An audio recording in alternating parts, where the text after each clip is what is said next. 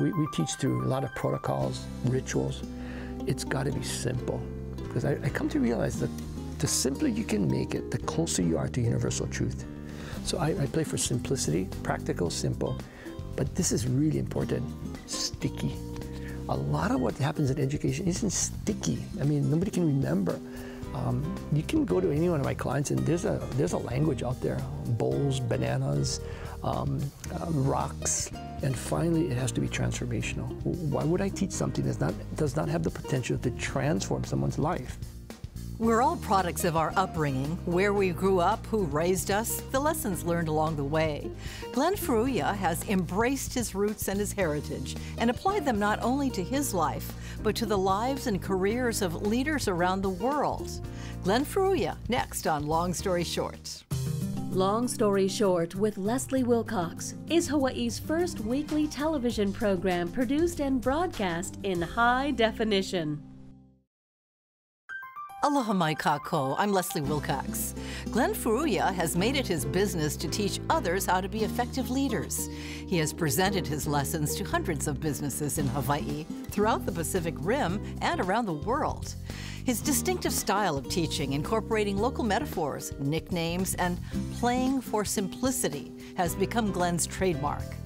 And while many of his lessons on leadership address complex situations, his practical messages are deeply rooted in the ethics of his parents and the community that raised him.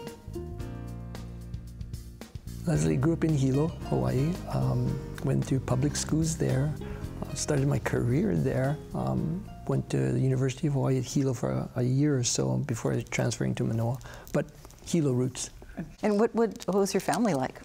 My father was a salesman for Fred L. Waldron and Company. He sold craft cheese, craft dressings, and he went around the island selling those products. Did you ever go with him to see how he sealed the deal? Yeah, every once in a while he'd take us, but it was a very relationship-oriented type of sales. It was not no hard selling.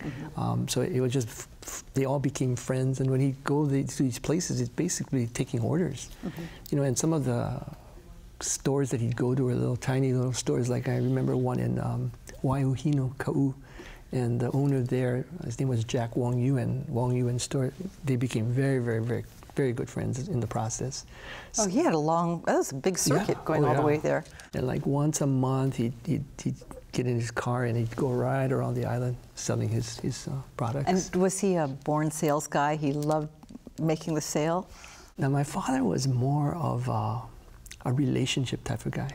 So he liked making them happy? Yeah, and you know, just knew how to build a friendship, and it was through that friendship that the sales came. So that's where I kind of learned early on about relationship selling. It's not necessarily about the hardcore type of way of doing things. Oh, and what about your mom? Tell me about her. My mom was a clerk in a store in downtown Hilo. It's called Star Sales and Service, and she worked there for maybe 30 years. And in her 50s, the owner of the store passed away. So my mom decides that she wants to start her own store. So she established a little small store. My mom had a passion for things Japanese. So she created a store called Panda Imports. And it was like a mini Shirokiya, all Japanese products, food, music, etc. And my mom, she didn't graduate from high school, very intelligent woman. Became very successful. She ran the store successfully for over a decade before she passed it to my brother. Hilo was a very interesting place to grow up. You know, very humble beginnings. A lot of the beginnings were in sports. Leslie, I lived right next door to the Boys Club of Hilo, just right next door. So we were constantly at the Boys Club, playing baseball, football, shooting pool, having fun. So a lot of my time in my youth was there, and I also was pretty active in Boy Scouts. My scoutmaster took us camping every month, so we went to every little nook and cranny corner of the Big Island, from Waipio Valley to the top of Mauna Kea. Really outdoorsy stuff. Yeah, so between Boys Club and the Boy Scouts, I had a fun youth. Well, it sounds like a lot of relational stuff like your dad did. Yeah, I think when you grew up in a small town like that where everybody knows everyone, I've always believed that behavior is a function of social and systemic context. So I grew up in this context. It sort of shaped my behaviors, but if you look at Hilo people, they're pretty similar. There's the way about Hilo people. And I was very, very blessed to be brought up in that environment.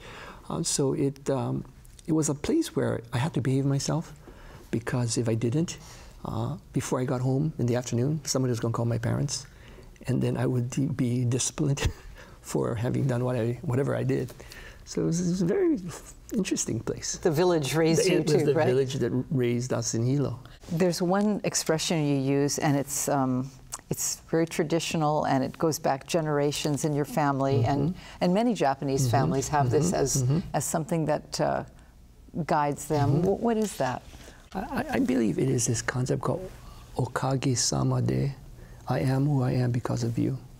And I really believe in that I am, because of my parents and the sacrifices they made, the discipline they gave us, the love that they extended, I think that made me who I am. But my grandparents also set a phenomenal example for me of hard work, diligence. Okage-sama de, my father, he was a crusty old Japanese man who was more of a disciplinarian. Spent a lot of time with his friends, but my father I am extremely, extremely proud of. He never really expressed much love, but he was a member of the 100th Battalion. And if you think back to the prejudice, the hatred, the discrimination against people of Japanese ancestry because of the Pearl Harbor situation, and yet these young men at that time volunteered to fight for the American Army, and all this hatred, all this, their families are sent to internment camps. And everything was taken from them. Everything taken from them, and yet they had it in them to go to war, fight for America, and they come back, the most highly decorated military unit in the entire United States military history. There are two words that I really, these are another Japanese thing that I learned in my growing. One word is the word gaman. The other word is gambate. Those two words, I have little rocks on my desk, and one is gaman, one is gambate. Gaman is just, whatever happens, you just got to be strong. You just got to suck it up. You just got to be patient. Gambate is, man, whatever you got to do, you just go for it, man. Just full on, move, go, get it done. My father's group, they exemplified those two qualities. Gaman, all that prejudice, all that hatred, right? Called names, and yet they sucked it up. They said, that's okay. We'll show these people we're Americans and we'll fight for America. Then they pull out the gambate, go for broke, and come back the most highly decorated military unit in entire United States military history. And your father was one of the very decorated. What did he win as a medal? Well, he wasn't highly decorated, but they recently was awarded a couple of years back the Congressional Gold Medal. It was, because of that Okage-sama de, I am who I am. I don't want to sound like I'm bragging or anything, but I always had this thing in me that whatever I did, I just wanted my parents and my grandparents to just be proud of what I did in whatever I endeavored to do. And I'm sorry, but that was kind of a driving force in my life. Whether they were alive to see it or not? Yeah, right. Just do what you can to make them proud. For Glenn Furuya, the road to doing what you can to make them proud started on his family farm, preparing for a career in agriculture. But Glenn realized that his heart wasn't in it. Did you have a sense of what you wanted to do when you grew up? It was an interesting journey. I really didn't have a real clear idea. We had a family farm. My grandparents, who came from Japan as immigrants, were able to buy 18 acres of farmland. So they had this farm, and every weekend we'd go there and work on this farm, mac nuts, etc. Hard work. So initially I thought maybe agriculture, go into agriculture, become a horticulturalist or something like that.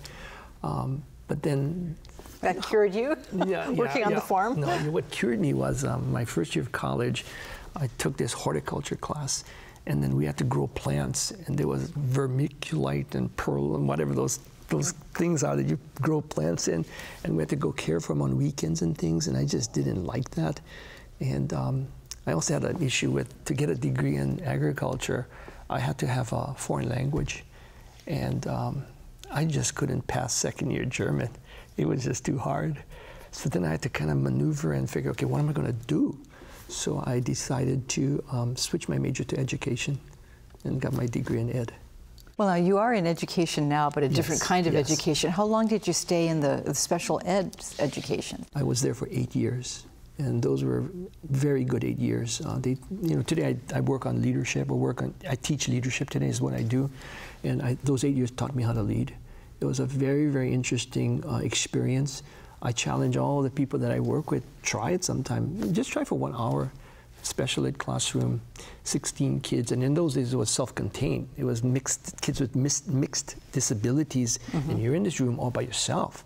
Now I can see it as a lesson in management, but leadership you're saying, which is different. Yeah, I think there were 2 elements there. Number one, classroom management was number one. You had to keep these kids in order, clearly defined rules, people following the rules, managing the environment. The leadership came to the requirement to inspire these kids. These were 7th, 8th, 9th graders. They came from disadvantaged communities, most of them single-parent homes. They couldn't read, they couldn't write, and defeated in the spirit. And the leadership part was to try to encourage these kids, inspire them, to give them some hope that life can be good for them and they can find success. How did you do that? I felt that the greatest gift I could give these kids, and it was not easy to deliver this gift, was to teach them how to work. Because unfortunately for many of them, they'd end up in the kind of labor jobs, custodial jobs, the simpler clerical jobs. So I figured if I can help them and teach them how to work and how to be a good worker, they could sustain themselves, through a career. In those days, there was a lot more flexibility in what teachers could do in the classroom. And I decided that, if I'm going to teach them to work, I need to have a business within which they could work. So my classroom was right next to the teacher parking lot. So I thought, I know what the business is going to be. I'm going to have these kids polish the teachers' cars, form a business, and charge the teachers for polishing their cars and cleaning and vacuuming, right? It gave me an opportunity, therefore, to have these kids be a participant in an organization. They could learn things like customer service, productivity, quality of work. There's detailing, and then there's broad brushing. Absolutely, teamwork. But the way I set it up was, and this was part of the management side of the equation. In the mornings, if they studied hard, they followed the rules, they behaved themselves, because there were a lot of behavioral issues, okay? Then they could go out in the afternoon when the classroom got really hot and work in the car polish business. And they all wanted to get out of that classroom. They actually liked polishing cars. So I take the proceeds and I'd reinvest back in the kids. So we would go camping, we'd take them to Special Olympics, we would give them treats, we'd even do steak fries. Right in the middle of campus, we'd cook steak and the whole school could smell the steak. We had so much fun. While Glenn Furuya was working as a special education teacher, he also worked part-time at KTA Superstores, a locally owned grocery store on Hawaii Island. At the time, KTA was beginning a period of transformation from a small country mom-and-pop market to a modern-day supermarket. Glenn found himself in the middle of that transformation. After 8 years, I left. I went to the market, KTA Superstores, grew up in Hilo, and I went there to work full-time. What did you do there? I was sort of an assistant to the president. I worked for a very, very enlightened leader there. His name was Tony Taniguchi, and he was just a remarkable, remarkable man. And I was his sort of an executive assistant type person. He allowed me to facilitate the meetings of the executive team. I ran advertising, kind of participated in the strategy. And you had a lot of leeway? Yeah, he gave us a lot. Tony was the kind of leader who would give us an assignment and give us some space to do what we had to do. Very encouraging, but he'd also invest in us. He gave me the assignment to work on developing supervisors, but he told me, go to whatever training you need to go to. He also told me, you got to join JCs though, and you have to join JCs because they have these courses in the JC movement where they teach you how to lead. So I did all those things. It just, I have a lot of aloha for Tony. He did so much for me in my career. I started to think about, in my head, this duality. In the market, I was learning systems and how important systems were to transform an organization, okay? Because you had to have systems to deliver the results. But in the classroom, I had to really understand how do you engage people who hated you, they didn't want to be there, they were somewhat disgruntled, and they were defeated, they had defeated spirits. Then it dawned on me, what if you could create an organization that did both? They had systems that could transform it, like we were doing at the market, but you really knew how to take care of your people in the process. What if those two forces came together? What would happen? Were there examples of businesses that do that? At that point, I started to research a lot. And one of the first books early on that came out was this book, In Search of Excellence. It was the first attempt to try to define some of the patterns of the most successful companies. And I began to read this thing and says, wow, a lot of the patterns I'm seeing show up in this book. So then I started to read a lot, to research a lot, trying to figure out these patterns, will they work? It ended up in a mantra that I came up with. The mantra was, if you want results, systems make it possible. People make it happen, though you still need people. Somebody's got to do the work. The third element I discovered that was leadership is the key. Leadership is who pulls it all together. Because leadership develops the system, and leadership has to grow the people, right? Without those two, it won't work. So that's where my initial thrust came from, philosophically and theoretically, from that combination of elements. I feel a move coming from KTA Superstores. So you left the stores at that point to develop your leadership practice. Yeah. I spent 2 years full-time. I left teaching, I retired, resigned, went to the market for about 2 years, and then this is 33 years ago, I left the market and went to start my own consulting practice, which I've been very, very blessed with wonderful, wonderful clients. Large companies, small companies, these are special people. I owe everything to them. By now, Glenn Furuya had learned lessons from his parents that had been passed down through generations. He'd observed how the residents of Hilo worked and communicated with each other, and saw how a business could grow through his experience with the late Tony Taniguchi. It was time to share what he had learned. In 1982, Glenn Furuya founded his own consulting company, Leadership Works. The way I teach it is this. There are two types of leaders, Leslie. There's circular leaders. These are people who are very collaborative, they're relationship-oriented, they're kind, they really engage people. Circular. Island people are generally more circular, okay? And that's because in Hawaii, we're a three-way blend of cultures. We are influenced heavily by Eastern culture, because in the 1940s, 40% of the population of Hawaii was Japanese. So heavy Bushido code influence here. And yet we're all Americans. That's the Western influence. We're all Western educated folk. But at the same time, the host culture here is Hawaiian. We have a major Polynesian influence. And there's no place in the world these three forces come together like it does here in Hawaii.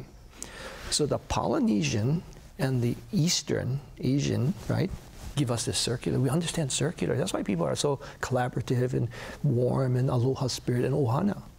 Western culture is much more linear.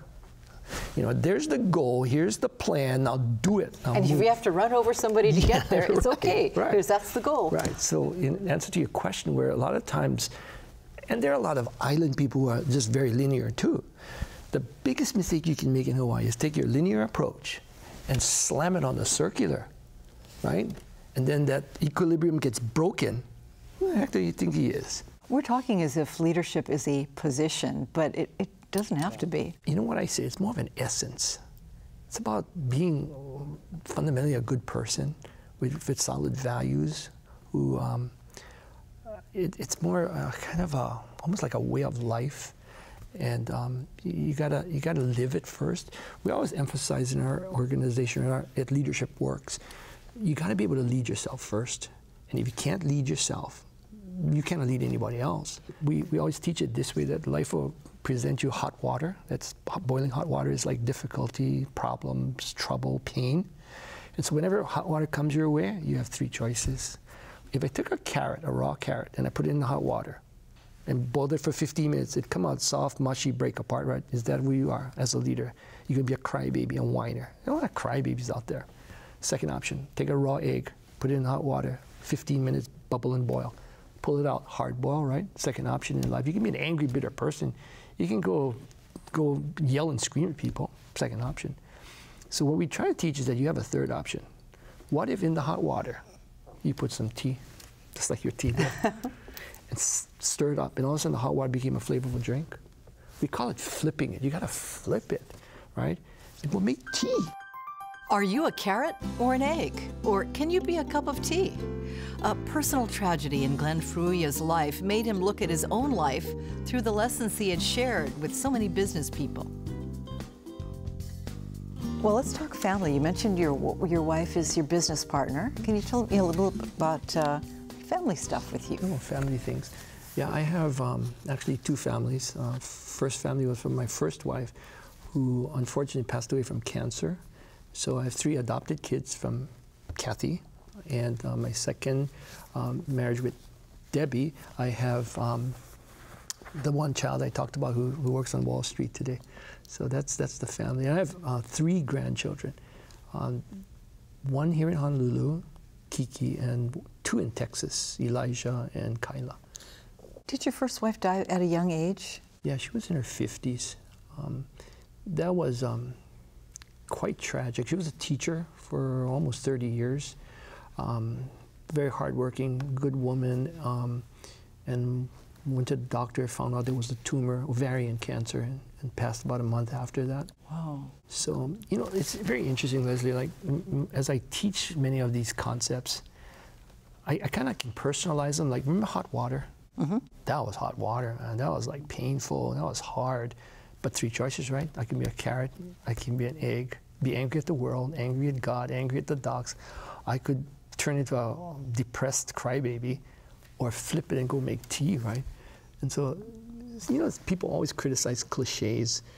In my opinion, you know, when you're in the moment and you're struggling, the cliche comes in really helpful. Because I kept telling myself, you've got 3 choices here. Which choice are you going to pick? You sound like you've had some really interesting life experiences too, having 3 adopted kids. Were they are they related, or are they separate adoptions? Yeah, separate adoptions. 2 from Korea and 1 local. Babies? You adopted? Yeah, they were young, very young. I think the oldest that came was maybe about 9 months. The rest were like 2 and 3 months. So it really makes you stop and think of what is family and choosing family. Sure, absolutely. And then, of course, when someone passes away, that's you don't have the right of choice. Yeah, no, it is tough. So, you know, there's still ramifications from Kathy's death. I mean, people grieve in different ways, and, you know, still struggle with some of the fallout from that, you know. So it's not been easy. That's the thing about my job. It's hard sometimes because you try to teach people the right way to do things, and yet I'm not perfect. I can't be this perfect, godlike person that... You don't feel very inspiring when you've just lost your life partner. Yeah, it's hard. And so, you know, you're going to break down. You're going to react in maybe sometimes negative ways. And so sometimes you feel like a hypocrite, right? And so that's the hard part of the job, because I am not perfect. I don't do all these things that I teach. I fail many times at home and with the kids. But, you know, you just got to get back up and keep moving along now. Well, that's the authentic part you're talking about. Yeah. But it's not easy. Life is not easy at all, you know. And you did remarry? Yes, did remarry to Debbie, who really, again, has made a big difference. Yeah. While Leadership Works is a business, Glenn Furuya takes his job personally and takes the most pride in how his simple ideas have changed lives. Back in our office, I have, I think, 8 binders, thick 8 binders, and they have page protectors inside. For the 33 years I've been doing business, I saved every thank you letter, thank you email, thank you card I ever got, and it's like stacked full, 8 binders full. So if I ever get discouraged and think that our work isn't making a difference, I go back to this book, I'll read the poignant stuff in there, man. Like, whoa. We just looked into, yesterday, or a couple of days ago, Debbie looked into, I think it was Yelp, to see if anybody ever Yelped us, right? Mm-hmm. And she found an entry. And it was from a young woman named Carly Tsai. And she wrote how the course really transformed her life. And Carly is a really cool young woman, came to class, was just totally focused. I wasn't sure if she was getting it because she was just so like focused, right? But later on, I talked to her mom, and the mom told me how Carly really changed, and other people have told me that it really made a difference. And then she gave me personal testimony. So it's not me, Leslie. It's just that after 40 years of collecting this wisdom and sharing it, I know this stuff works. It can help people. It can change lives. And so Debbie and I are dedicated, along with our third part of our triangle is Terry Uehara, and we work very closely together to continue to just share this information because we know it can help people. In 2012, Glenn Furuya received the Kalama Award from the Rotary Club of East Honolulu for inspiring excellence in business and service to the community. When Glenn received the award, he accepted it on behalf of his late mother for teaching him the true meaning of giving and service. Mahalo to Glenn Furuya for sharing his story with us, and mahalo to you for joining us. For PBS Hawaii and Long Story Short, I'm Leslie Wilcox. Ahui ho. For audio and written transcripts of all episodes of Long Story Short with Leslie Wilcox, visit pbshawaii.org. To download free podcasts of Long Story Short with Leslie Wilcox, go to the Apple iTunes Store or visit pbshawaii.org. My grandparents were all Buddhist, and at every funeral they'd read that White Ashes piece. Though in the morning we may have radiant life, in the evening we may return to white ashes. So it's about the impermanence of life. Our life is very transitory. It just so hit me, hearing it 4 times during this funeral, you all sat here, this on the white ashes being read. It made me realize we only got one shot here. We got one shot.